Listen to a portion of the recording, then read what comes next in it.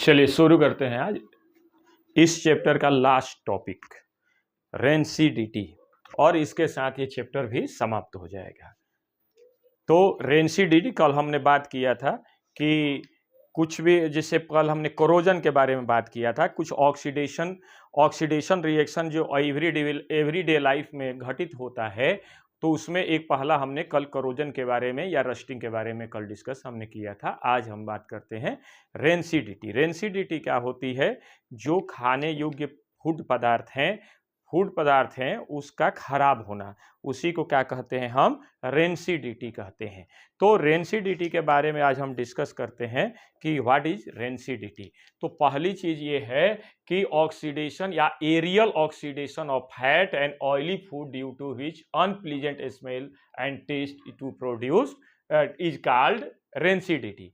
यानी जो भी ऑयली एंड फैट और ऑयली फूड प्रोडक्ट हैं उसके अंदर से अनप्लीजेंट स्मेल का आ जाना या उसका अनप्लीजेंट टेस्ट का हो जाना, किस कारण से? Due to aerial oxidation. यदि किसी भी ऐसे फूड पदार्थ जिसके अंदर फैट हो, ऑयल हो और एयर के कांटेक्ट में आ जाता है तो उसके अंदर से अनप्लीजेंट स्मेल आने लगता है, अनप्लीजेंट टेस्ट हो जाता है, तो इसी को हम कहते हैं रेंसिडिटी, यानी फूड का, भोज्य पदार्थ का खराब हो जाना। ठीक है, तो यहां पर देखिएगा the condition in which aerial oxidation, यानी एरियल ऑक्सीडेशन मतलब एयर से ऑक्सीजन वो फूड पदार्थ ले लेता है। कैसा फूड पदार्थ? जिसके अंदर फैट है और ऑयल है। यानी fat and oily food product जब एयर से ऑक्सीजन लेकर के ऑक्सीडाइज हो जाता है, ऑक्सीडाइज हो जाने के बाद उसके अंदर से अनप्लीजेंट स्मेल आने लगता है, अनप्लीजेंट टेस्ट निकलने लगता है, तो उस फूड प्रोडक्ट को हम क्या कहते हैं कि बिकम्स रेंसिडिटी, यानी यह फूड पदार्थ क्या हो गया? खराब हो गया। ठीक है, ओके। तो कह रहा है कि the development of rancidity of food can be prevented by following वे, यानी हम रेंसिडिटी को, फूड पदार्थ को रेंसिडिटी से बचाने के लिए कुछ उपाय हम ले सकते हैं, यानी कुछ उपाय करके हम उसको रेंसिडिटी से बचा सकते हैं। जैसे कि पहला है कि prevent by adding antioxidant to food containing food fats and oil, यानी ऐसे फूड पदार्थ जिसके अंदर फैट एंड ऑयल है उसके अंदर क्या करेंगे? कुछ एंटीऑक्सीडेंट, यानी rancid can be prevented by adding antioxidant, यानी एंटीऑक्सीडेंट कोई केमिकल मिला देंगे, कोई सब्सटेंस मिला देंगे जिसके कारण वो रेंसिडिटी से बच जाता है। तो वो एंटीऑक्सीडेंट क्या हो सकता है? Antioxidant are substance which prevent oxidation called antioxidant. ऐसे केमिकल, ऐसे सब्सटेंस जो किसी fat and oily food product को रेंसिडिटी से बचाते हैं, एयर के कांटेक्ट में आने से, ऑक्सीडेशन होने से बचाते हैं, उसको हम क्या कहते हैं? एंटीऑक्सीडेंट कहते हैं। एंटीऑक्सीडेंट सामान्यतः क्या होते हैं? रिड्यूसिंग एजेंट होते हैं। रिड्यूसिंग जानते हैं? वह एजेंट जो किसी दूसरे केमिकल को, दूसरे एलिमेंट को रिड्यूस कर देता है, खुद क्या हो जाता है?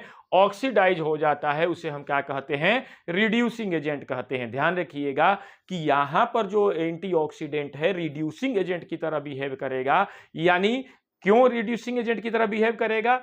कि यह कोई fat and oily food product को ऑक्सीडाइज होने से बचाएगा, उसको क्या कर देगा? रिड्यूस कर देगा, और खुद को क्या कर लेगा? ऑक्सीडाइज कर देगा। तो हमारा तो यही ध्येय है, हमारा तो टारगेट यही है कि हम किसी fat and oily food product को ऑक्सीडेशन से बचाएं, क्योंकि ऑक्सीडेशन होगा तो वह फूड प्रोडक्ट का हो जाएगा? खराब हो जाएगा, उसके अंदर से अनप्लीजेंट स्मेल और टेस्ट आना स्टार्ट हो जाएगा। तो दो तीन मुख्य एंटीऑक्सीडेंट है, जैसे कौन कौन से हैं? BHA यानी ब्यूटाइलेटेड हाइड्रोक्सी एनिसॉल, और दूसरा क्या है? BHT ब्यूटाइलेटेड हाइड्रोक्सी टोल्यूइन, ये ध्यान रखिएगा। टोल्यूइन कैसे बनाते हैं देखिएगा, ये 3 स्ट्रक्चर बना हुआ है। टोल्यूइन कैसे बनाते हैं ये देखिए, ये क्या बना हुआ है, बेंजीन बना हुआ है। बेंजीन देखिएगा, इसमें बेंजीन देखिए, ये हो गया बेंजीन। बेंजीन कैसा है, साइक्लिक, यहां पर देखिएगा ये जो है हेक्सागोनल स्ट्रक्चर है और जिसमें डबल बॉन्ड और सिंगल बॉन्ड अल्टरनेट मैनर में अरेंज है। अब यहां पर कहीं पर भी एक यहां पर CH3 यानी एल्काइल ग्रुप जोड़ देंगे तो ये क्या बन जाएगा, क्या बन जाएगा, टोल्यूइन बन जाएगा। ठीक है, इसको हम क्या कहते हैं, टोल्यूइन कहते हैं। ठीक है, इसको हम क्या कहते हैं, टोल्यूइन कहते हैं। लेकिन टोल्यूइन के साथ साथ ध्यान रखिएगा यहां पर कि इस टोल्यूइन के अंदर ध्यान रखिएगा, ये एक और यहां पर स्ट्रक्चर हम बना रहे हैं, ये बेंजीन है और बेंजीन के साथ कहीं पर भी OH ग्रुप जोड़ दीजिए तो इसको हम क्या कहते हैं, फिनॉल कहते हैं। ठीक है, फिनॉल कहते हैं। तो दो दो ग्रुप यहां पर BHT में दो दो ग्रुप जुड़े हुए हैं। यहां पर फिनाल, यहां पर हाइड्रोक्सिल ग्रुप यानी अल्कोहलिक ग्रुप भी जुड़ा हुआ है और साथ ही में एल्काइल ग्रुप भी जुड़ा हुआ है। और यहां पर देखिएगा, यहां पर CH3, यहां पर कार्बन से जो है 3 एल्काइल ग्रुप जुड़े हुए हैं, यहां पर भी 3 एल्काइल। तो इस पूरे स्ट्रक्चर को हम क्या कहते हैं, BHT यानी ब्यूटाइलेटेड हाइड्रोक्सी टोल्यूइन।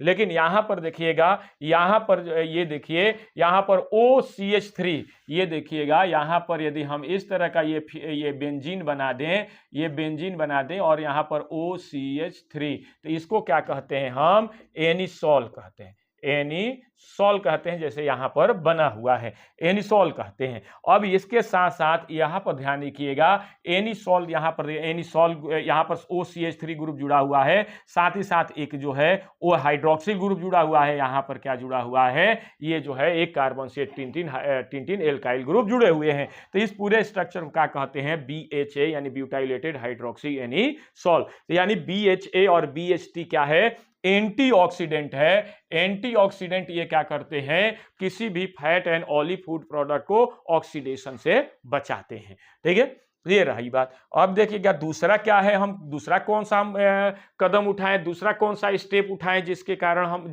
द्वारा हम किसी fat and oily food product को हम रेंसिडिटी से बचाएं। तो पहला तो ये हो गया कि दो एंटीऑक्सीडेंट, या तो BHA या BHT यानी ब्यूटाइलेटेड हाइड्रोक्सी एनिसॉल या ब्यूटाइलेटेड हाइड्रोक्सी टोल्यूइन हम यदि फूड प्रोडक्ट में मिला देंगे तो वो ऑक्सीडेशन से बच जाएगा। ऑक्सीडेशन नहीं होगा तो रेंसिडिटी नहीं होगी, रेंसिडिटी नहीं होगा तो जो उसके अंदर से अनप्लीजेंट स्मेल बाहर नहीं निकलेगा। दूसरी चीज कि यहां पर जो दो गैस हैं, नाइट्रोजनस गैस या जो है क्या होता है, सल्फर डाइऑक्साइड। ध्यान दीजिएगा, नाइट्रोजनस गैस क्या, ये नाइट्रोजन गैस भी जो है, नाइट्रोजन गैस भी जो है ये क्या है, कैसा बिहेव करता है, कैसा बिहेव करता है, फूड प्रिजर्वेटिव की तरह बिहेव करता है। तो नाइट्रोजन भी मिला सकते हैं या सल्फर डाइऑक्साइड गैस भी मिला सकते हैं। जैसे आप देखते होंगे चिप्स जो आता है, चिप्स के पॉकेट में ये नाइट्रोजन गैस या सल्फर डाइऑक्साइड गैस मिलाई हुई रहती है,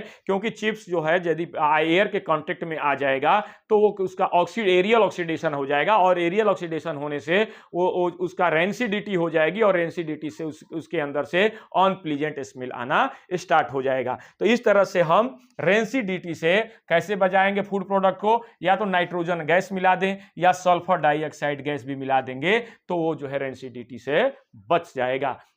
तो इस तरह से जो है यहां पर हमने लिखा है कि rancidity of food prevented by following वे, माने इस तरह से हम किसी भी फूड प्रोडक्ट को, माने किसी भी फूड प्रोडक्ट से मतलब क्या है, जिसके अंदर फैट और ऑयल हो, है ना, fat and oily food product के बारे में बात हो रही है।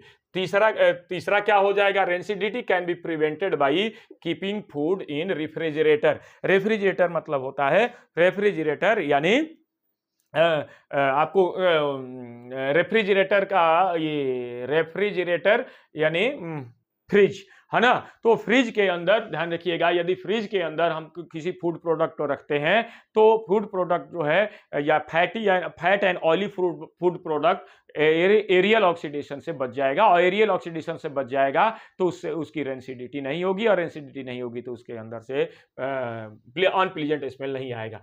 तो चौथा क्या है, prevented by storing food in air tight container, यानी एयर टाइट कंटेनर के अंदर उस फूड प्रोडक्ट को रख देंगे तो वो एयर एटमॉस्फेयर से नहीं लेगा, और एटमॉस्फेयर से एयर नहीं लेगा तो ऑक्सीडेशन नहीं होगा, ऑक्सीडेशन नहीं होगा तो उसके रेंसिडिटी नहीं होगी, रेंसिडिटी नहीं होगा तो अनप्लीजेंट स्मेल उसके अंदर से बाहर नहीं निकलेगा। ठीक है, उसके साथ जो है prevented by storing food away from light, यानी लाइट से भी दूर रखेंगे तो भी जो है वह रेंसिडिटी से बचाया जा सकता है। तो ये 5 जो है 5 ऐसे स्टेप है जिसके द्वारा हम आसानी से किसी भी fat and oily food product को रेंसिडिटी से बचा सकते हैं। तो ये क्लास कैसी रही आप कमेंट कीजिए, सब्सक्राइब कीजिए, लाइक कीजिए और बताएं कैसे रही क्लास। और ये चैप्टर यहीं पर समाप्त होता है। नेक्स्ट चैप्टर में नेक्स्ट टॉपिक हम लेकर आएंगे acid, base and salt. Okay, thank you very much.